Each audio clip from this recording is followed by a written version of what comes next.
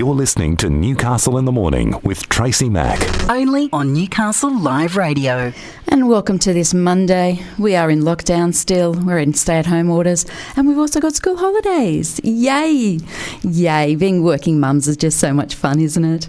Joining me on the line now is a very busy working mum. Good morning and thanks for your time this morning. New South Wales Liberal Senator Hollie Hughes. How are you? Good morning, Tracy. It only feels like school holidays were 5 minutes ago and we were talking about doing them in lockdown. Oh, seriously. It's not fun, is it? Here we are still. I know. I've left Miss 14 at home this morning to her own devices, so I have no idea what I'm going to go home to. I think devices is the key word there. Yeah, absolutely. There's no mum to get her off them. Now, listen, it was a great announcement made in the early hours of this morning that the federal government has declared the Hunter one of 7 national hydrogen hubs that are planned to supercharge the development of this multi-billion-dollar industry. Tell me what the announcement's all about and why it's so good for the Hunter. So activating a regional hydrogen industry, clean hydrogen industrial hubs program was the announcement this morning.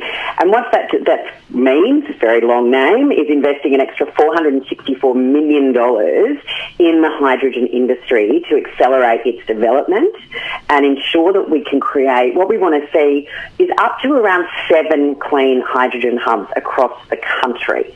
Now, the Hunter is probably one of the best placed regions for this industry. It's one that the Prime Minister has been up with me to look at. It's one that Angus Taylor has been up with me to look at and meet and talk to people.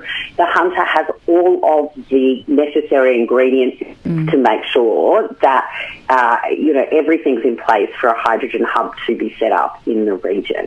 So this investment of $464 million extra dollars takes us to over $1.2 billion investment into hydrogen. So the hydrogen hubs, as we said, have been they've been identified in the National Hydrogen Strategy. Now, what you're looking for at the moment is obviously it's a massive opportunity for the Hunter, and there are certainly hydrogen consortia out there who are already established.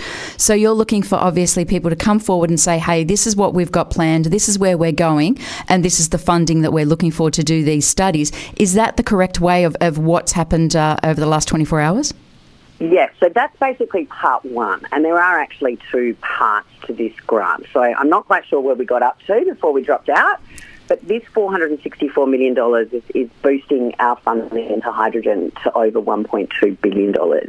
And it's about acknowledging that there are 2 steps in this process, if you like. There is the initial development, feasibility and design work that needs to be done, and we're looking to fund up to 50% of eligible projects with a maximum grant of around $3 million. So we're not talking about small projects. We are actually looking to develop significant projects that are going to boost not only hydrogen production and that industry, we'll also look at producing significant jobs for the region, but we'll also produce significant volumes of this new clean technology and industry and energy that can be utilised, in so many different ways. There's also grants that will be implemented to establish the rollout of these projects and ensure the establishment of a hydrogen hub within regions. And again, this maximum grant is up to 50% and up to $70 million. So there's significant investments that are going to be made, and the Hunter is absolutely poised to be one of these major hydrogen hubs across the country. All the ingredients are there, whether it's the port, the roads, the rails, the energy sources, the establishment of what some of the networks already existing up there. I know there's some people looking at turning old mines into hydrogen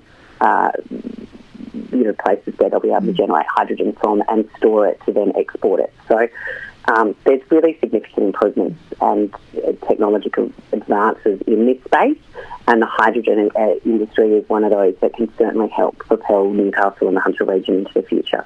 So it's continuing on this journey of using technology to reduce our environmental footprint, which is obviously the big thing that's out there at the moment. Obviously, the big thing here in the Hunter is that we are the belt of coal here in Australia. We have the largest coal port in the country, in the world here. Obviously, we've got to look at these things in a way of what's going to help our workforce. Do you see hydrogen as a way to transition some of those coal workers across into a new energy source?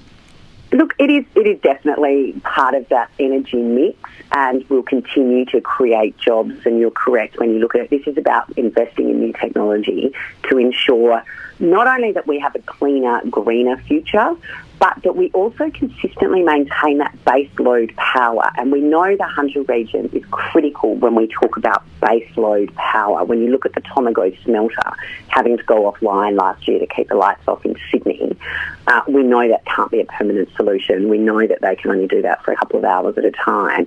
So we need to ensure that we're not only maintaining but boosting our baseload energy resources. And the Hunter is perfectly placed, as you say, with the coal mine, with the port there, the largest coal exporting port in the world. That can also be utilised for hydrogen, and that's why it's one of those ingredients of why Newcastle is such a great place for a hydrogen hub.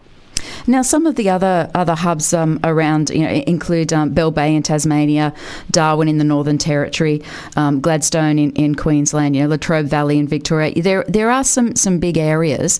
Will these 7 that have been identified all get up, or is it who gets up first wins, or are all 7 needed?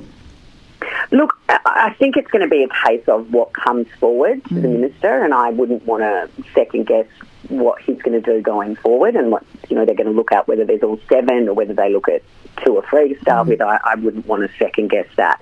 What I do know is Hunter is particularly well placed and is in a very strong position. And I don't know if I got this in before we dropped out before, but I've had both the Prime Minister and Angus Taylor up with me in the region to look at this issue in particular. So I know the Hunter is very much seen as the forefront of this. And so to all those consortia that are looking at, I'm actually meeting with the University of Newcastle again later today, after being with them last week, launching their Centre of Excellence, of which was the longest name ARC in the world, but basically the security of mineral extraction. But the Hunter is absolutely placed for this. The University of Newcastle is leading the way when it comes to a lot of this research being a key part of any of these consortia.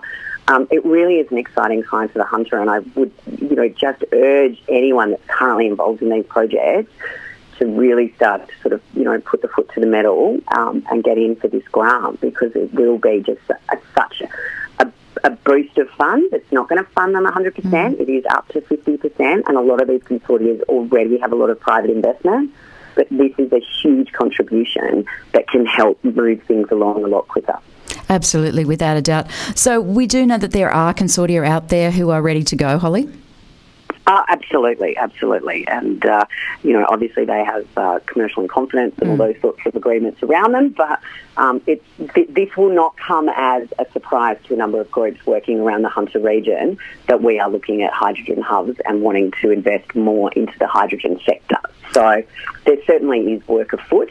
This will hopefully encourage that work to go at a little bit of a faster pace, because obviously there'll be the opportunity to get that government grant through the door.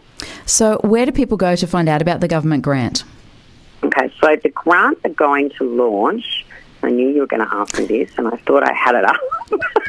It's what happens when we have phone and other technology issues, isn't it? I know, and it's when I lose all of this stuff. So, it's such great technology here. So bear with me for a second, because I think I've actually got that on a secondary note. So if you go to business.gov.au. Beautiful, business.gov.au. Yeah, and so they're not open just yet, but they are going to open in the next couple of weeks. And without being able to see the date, I'm going to say, I'm pretty sure that I read that it was November that we're going to look at trying and close them. So, there really is a bit of a time issue here, but as I said, there are a lot of organisations that are already well and truly advanced in their planning, well and truly advanced in putting things together, and probably, are well and truly advanced with a lot of the private investment behind them. So it's just now about making sure that they apply for this grant. So it is business.gov.au, and the grants, from my understanding, are going to open in about a week. Okay. So they're not open yet. It really is turnaround quick, isn't it? It is a quick turnaround, but as I said, most of these organisations, this isn't something that you're going to wake up and go, hey, I could develop a massive hydrogen industry here. No, I've got 50 million. Let's go for it. Let's do it. As bad as that would be, I'm pretty sure most of a lot of the discussions, early planning work, those sorts of things have already been occurring.